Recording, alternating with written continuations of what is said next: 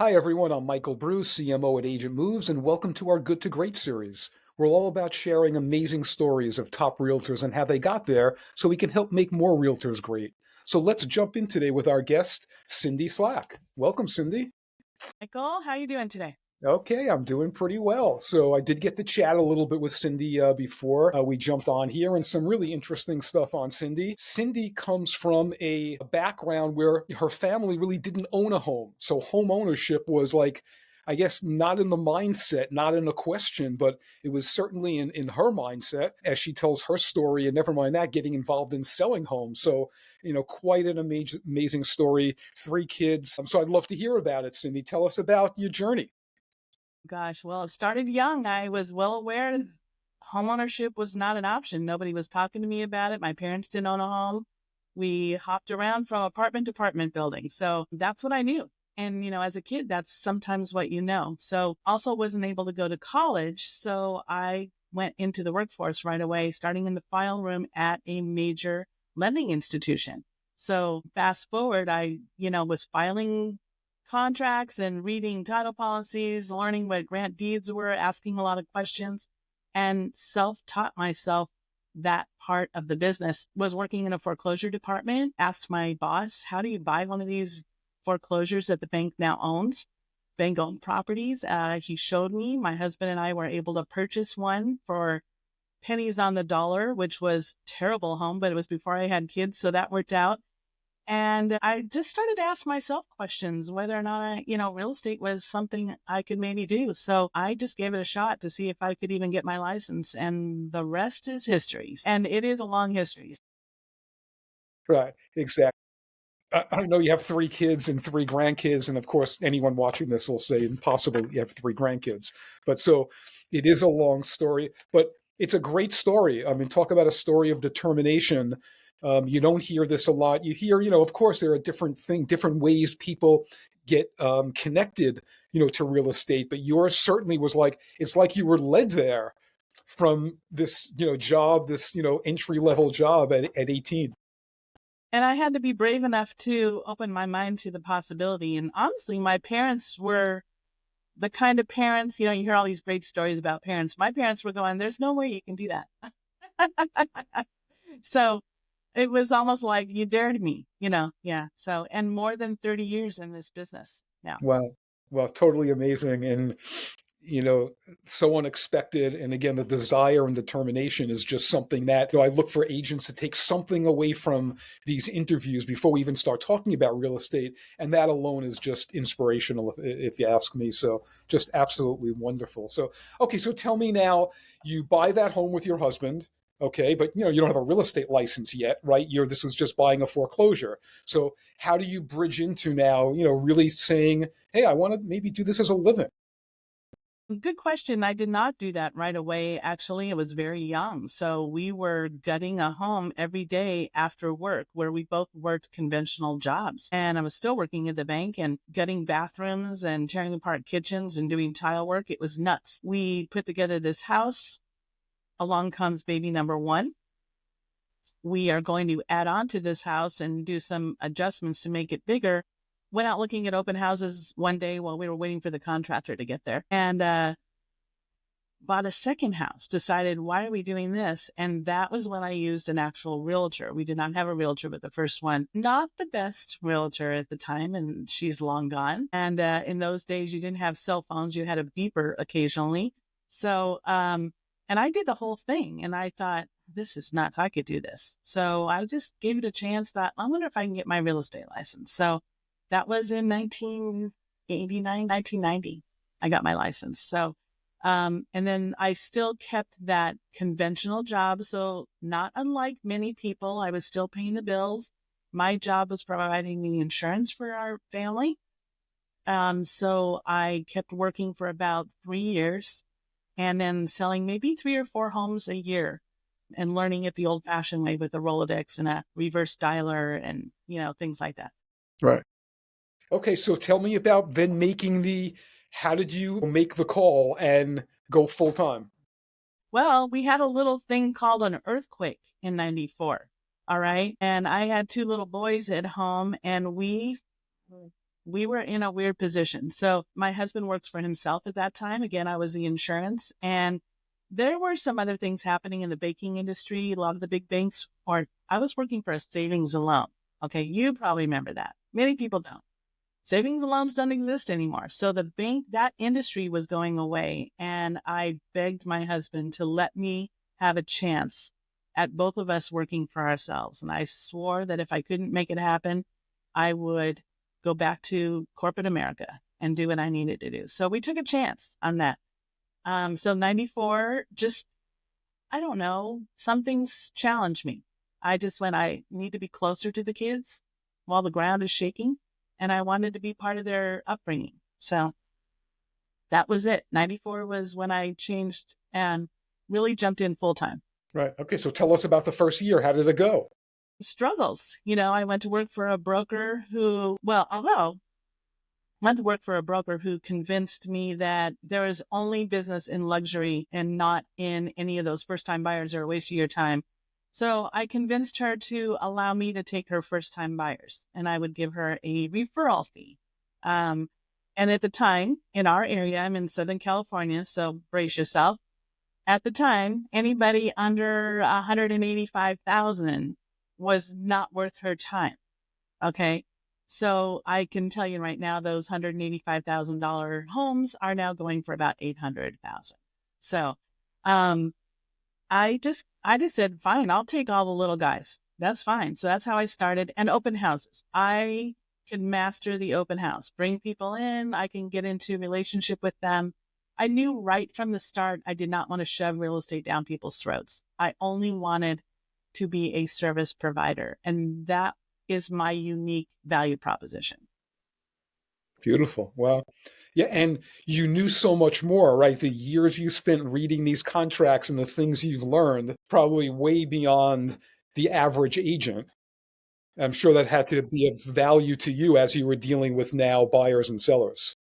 Absolutely. And helped me help them understand. And fast forward to 2007, 9, when we had the financial crisis, I mastered short sales. I understood what had to happen there. So negotiating with a short sale asset advisor in the banks was what I did well. So I began training it in our local area with our brokerage. And honestly, it was like secondhand to me. So it was great. Wow. I really haven't heard agents talk about that, the kind of connection with a bank. You coming from banking, so it kind of like a natural, probably easy thing for you. But I really have not heard a lot of agents, speaking that way. Yeah, a little different. A lot of people will do loans. I was not on the front end of the loans. I was really at the end, you know, the investor management side. Fannie Mae, Freddie Mac, get money on everybody's payments. People don't even realize it. So I understood it. So when people were in distress and the banks had to navigate doing short sales, I understood that the investor was the man making the decision. So I could help them get there faster. Right, right, right. No, excellent. And so, okay, we get beyond, what was happening with the economy, right? Yes, I'm old enough to know savings and loans and the Big Short and all of that great stuff. And people that haven't experienced 14, 16% interest rates, um, you know, looking at, seven, high sixes now, still, I mean, when you have a mortgage at, 2 or 3%, the 6 and 7 really does look, like a mountain to climb. But when you've been around, 14 plus interest rates, right, you can kind of relate to this. So now the industry breaks, right, and things start getting better. Talk about how you started to scale. Gosh, I was begging for leadership. I wanted to learn how to scale, and yet I was a control freak. I was afraid. So first steps first. I definitely invested in coaching. I'm with Keller Williams. It was a big transition. If Keller Williams were even in California in the beginning of my career, I probably would be retired by now. That's how great that onboarding and mindset is for business building was that I did not have. So I wanted to scale. And when I invested in coaching, I was coaching with some of the top coaches in the industry, and they would explain to me how to do that. But starting off, I had to give up a little bit of control. So, a transaction coordinator was the first step. And then, a lot of people will think about bringing in a buyer's agent. That's everybody's first step. And it's the wrong step. having really strong admin to take the things off your plate that you should not be wasting your time on will help you improve and increase your business. And knowing that and embracing it made a huge difference. Yeah, interesting. Yeah, I have that one. I have heard a lot, that agents get, excited, business starts happening. And the next thing is, I'm going to build a team and bring in, like you said, a buyer agent, a listing agent versus let me get all the back end. Let me spend more of my time, touching people, doing what I do best in the community, right? The relationship building, and then having that back room for, getting all of that paperwork and follow up stuff done. Right. I have heard that as being some big mistakes when some agents have talked about, yeah, one of the things I hired too quickly. I thought I was going to create my own little agency, and boy, was that a mistake. Yeah. And I actually had not even thought that big. So building a team was not something I even thought of. I felt I was lucky to be where I was, and really my entire life I've done that. Okay, I've achieved this, I'll stop. So I would cap myself off on what I was entitled to. So who you are in business with truly, truly matters, and who you're in relationship with really matters. So knew that I was hungry to be in relationship with people who were far better and more successful than I was. So I would learn from them and maybe contribute to what they're doing and open up my mind to possibilities. So yeah. So now I don't know if we talked about this at all or if you were able to see this, but I am a Place partner. I don't know if you're familiar with Place. It is a newer, they came together in 2019. That's giving me a whole lot of different opportunity to have other sources of income and wealth, as well as partners who are all in the same place.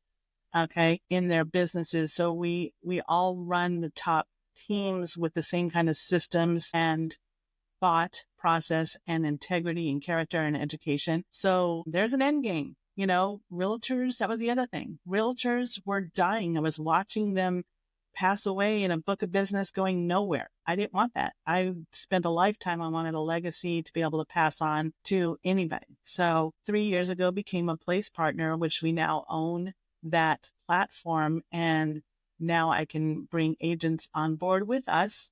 I can scale and I can teach these agents how to do this business great and give them other sources of wealth. So never thought I would be a business owner on this level. Never. Wow. Wow. I mean, from the beginning of this conversation, and then, of course, I can only relate to this because I have my wife's a therapist. Hearing your parents tell you you can't do that. Um, the opposite of a lot of that's what you were, I think, trying to bring up. Parents that are go for it. You can do anything you want. That you had that in the back of your head and that you've achieved this is just. I mean, so dramatic, and again, certainly inspirational to a lot of people that are going to hear this. So tell me some of the things you're doing. You're doing this, 30 years, like you said. It's a whole different, market today. Tell me some of the things you're doing that's helping you scale. I'll tell you, I learn every day. Okay. I have to be open minded to the changes that are happening and that have happened. And there are days I go back and I say, gosh, I wish I had my Rolodex and my phone and that nobody was using social media or anything. Um, that's not the reality.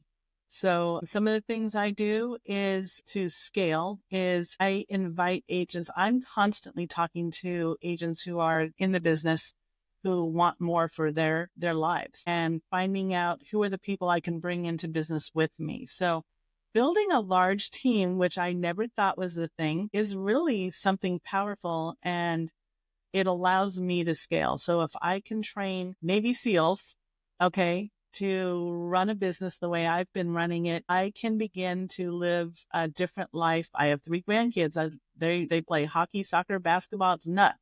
That's And I don't want to miss those. So now I have trusted sources and my client base, as well as their client base, will benefit from us being able to scale and trust each other so that everybody lives better lives. We have full-time marketing manager who handles all of our social media, any marketing pieces we need. That's a huge piece of leverage. Some people will spend all day long developing a flyer, for goodness sake. That's not a good use of time. Agents on our team get the opportunity to prospect for new business, go on appointments, write contracts, negotiate, and close deals. That's all they should be doing. So I'm providing them a leverage model by providing them admin, marketing, support, advertising, everything. So, and it's going to essentially help me if I choose to exit the business, but I'll be able to scale better. Right. That makes Right. sense? Absolutely makes sense. So absolutely fantastic. Yeah. So I love this. Cindy, this was just great. Some great advice for people. Again, I've said a few times, just watching, hearing your story, from nothing to where you are is just absolutely amazing, fantastic. And your kids, they have no idea what you've done, to get here. You just don't know when you're going through it. I have, adult children like you, but boy, what a great time for you to have experienced this and now be able to enjoy life and be around the grandkids. That's really what it's all about at this point. I think so. Yeah, Yeah, yeah, and like we said, way better than the kids. But that's another story. exactly. All So right. listen, please follow Cindy on social media. Look her up. Same thing with Agent Moves. Subscribe to our YouTube channel. Love to have you come back and sharing some great tips. And hopefully you got a good nugget of information here from Cindy today, and you'll use it to grow your business. So thank you again, Cindy. Really appreciate it. My pleasure, Michael. Thanks for having me, and you have a wonderful day. Too. Bye bye.